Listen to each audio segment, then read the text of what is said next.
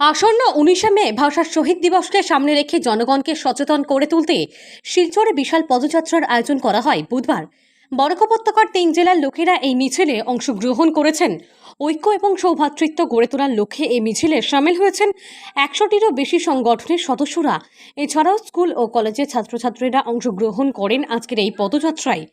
শিলচরের রাঙ্গিরখাড়ি পয়েন্টের নেতাজি মূর্তির সামনে থেকে এই মিছিল শুরু হয়ে তারাপুর ভাষা শহীদ রেল স্টেশনে গিয়ে সমাপ্ত হয়েছে।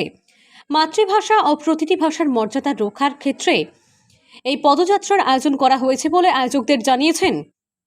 তারা আরও বলেন, বিভিন্ন ভাষাভাষী গোষ্ঠীর মধ্যে এক সৌভ্রাতৃত্বমূলক সম্পর্ক গড়ে তোলাই হলো এই মিছিলের লক্ষ্য।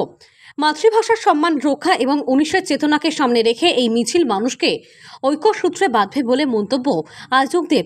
মিছিল সফল করার লক্ষ্যে গত কয়েকদিন থেকে প্রতিটি সংগঠনের ছেলেমেয়েরা কাজ করে গিয়েছেন।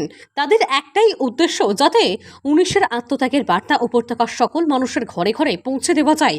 19শে মে জনগণের চেতনার সঙ্গে মিশে রয়েছে শহীদদের রক্তে রঞ্জিত 19শে মে, যাতে এই উপত্যকার প্রতিটি মানুষের হৃদয়ে স্থান পায়, সেই লক্ষ্যকে উদ্দেশ্য করে এই পদযাত্রার আয়োজন করা হয় বলে জানান আয়োজকেরা। Bureau report, RTN Barak live, Silchar. এই পদযাত্রায় ছাত্রদের আহ্বানে বিভিন্ন সাংস্কৃতিক সংস্থা এবং সামাজিক সংস্থার মেলে আজকের এই বিশাল পদযাত্রা সাফল্যমণ্ডিত ধন্যবাদ জানাই আমাদের এই পদযাত্রায় ভাগ নেওয়ার জন্য। মাতৃভাষা জিন্দাবাদ, মাতৃভাষা জিন্দাবাদ।